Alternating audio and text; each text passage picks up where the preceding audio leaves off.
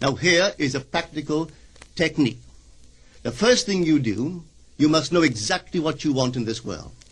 When you know exactly what you want, make as lifelike a representation as possible of what you would see and what you would touch and what you would do and physically moving in such a state.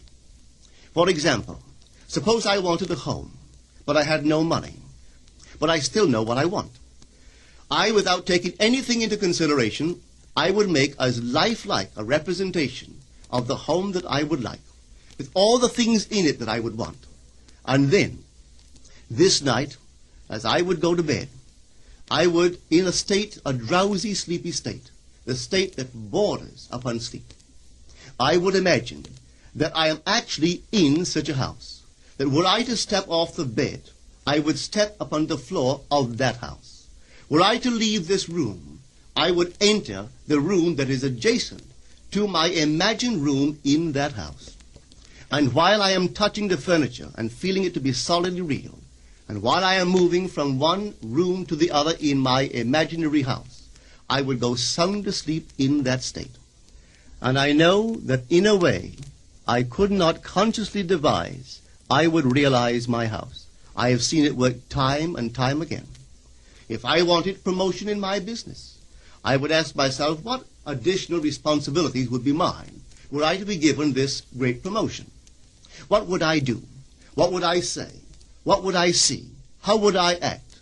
And then in my imagination, I would begin to see and touch and do and act as I would outwardly see and touch and act were I in that position. If I now desired the mate of my life, were I now in search of some wonderful girl or some wonderful man, what would I actually find myself doing that would imply that I have found my state? For instance, suppose now I was a lady. One thing I would definitely do, I would wear a wedding ring. I would take my imaginary hands, and I would feel the ring that I would imagine to be there. And I would keep on feeling it until it seemed to me to be solidly real. I would give it all the sensory vividness I am capable of giving anything. And while I am feeling my imaginary ring, which implies I am married, I would sleep. This story is told us in the Song of Songs, or the Song of Solomon. It is said, "At night on my bed, I sought him whom my soul loveth. I found him whom my soul loveth, and I would not let him go, until I brought him into my mother's house, right into the chamber of her that conceived me." If I would take that beautiful poem and put it into modern English, into practical language, it would be this. While sitting in my chair, I would feel myself right into the situation of my fulfilled desire. And having felt myself into that state, I would not let it go. I would keep that mood alive, and in that mood, I would sleep. That is, taking it right into my mother's chamber, into the chamber of her that conceived me. You know, people are totally unaware of this fantastic power of the imagination. But when man begins to discover this power within him, he never plays the part that he formerly played. He doesn't turn back and become just the reflective life. From here on in, he is the affecter of life.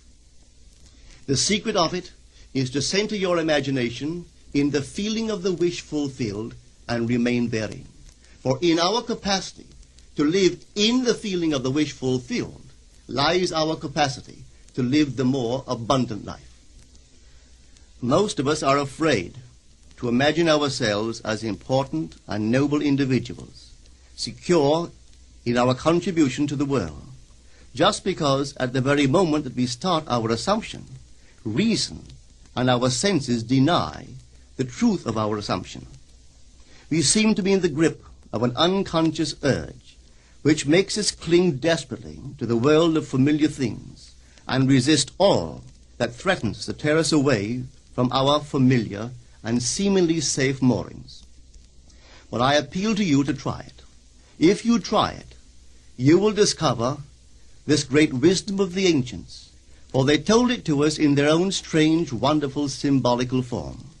But unfortunately, you and I misinterpreted their stories and took it for history when they intended it as instruction to simply achieve our every objective. You see, imagination puts us inwardly in touch with a world of states. These states are existent, they are present now, but they are mere possibilities while we think of them.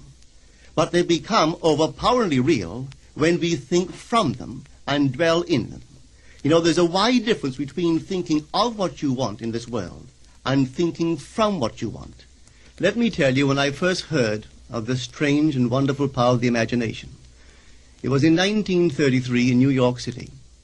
An old friend of mine taught it to me. He turned to the 14th of John, and this is what he read. In my Father's house are many mansions. If it were not so, I would have told you. I go to prepare a place for you. And if I go and prepare a place for you, I will come again and receive you unto myself, that where I am, there ye may be also. He explained to me that this central character of the Gospels was human imagination. That mansion was not a place in some heavenly house, but simply my desire. If I would make a living representation of the state desired, and then enter that state and abide in that state, I would realize it. At the time, I wanted to make a trip to the island of Barbados in the West Indies, but I had no money.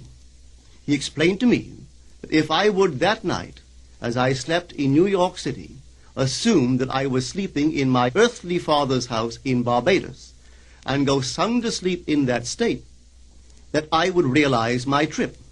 Well, I took him at his word and tried it. For 1 month, night after night, as I fell asleep, I assumed I was sleeping in my father's home in Barbados. At the end of my month, an invitation from my family came, inviting me to spend the winter in Barbados. I sailed for Barbados the early part of December of that year. From then on, I knew I had found this Savior in myself. The old man told me that it would never fail. Even after it happened, I could hardly believe that it would not have happened anyway. That's how strange this whole thing is. On reflection, it happens so naturally. You begin to feel or to tell yourself, well, it would have happened anyway. And you quickly recover from this wonderful experience of yours. It never failed me if I would give the mood, the imagined mood, sensory vividness. I could tell you unnumbered case histories to show you how it works. But in essence, it's simple. You simply know what you want. When you know what you want, you're thinking of it. That is not enough. You must now begin to think from it. Well, how could I think from it? I am sitting here, and I desire to be elsewhere. How could I, while sitting here physically, put myself in imagination at a point in space removed from this room and make that real to me? Quite easily. My imagination puts me in touch inwardly with that state. I imagine that I am actually where I desire to be. Now, can I tell that I am there? There is only one way to prove that I am there. For what a man sees when he describes his world is as he describes it relative to himself. So what the world looks like depends entirely upon where I stand when I make my observation. So if, as I describe my world, it is related to that point in space I imagine that I am occupying, then I must be there. I am not there physically, no, but I am there in my imagination, and my imagination is my real self. And where I go in imagination and make it real, there I shall go in the flesh also. When in that state I fall asleep, it is done. I have never seen it fail. So this is the simple technique on how to use your imagination to realize your every objective.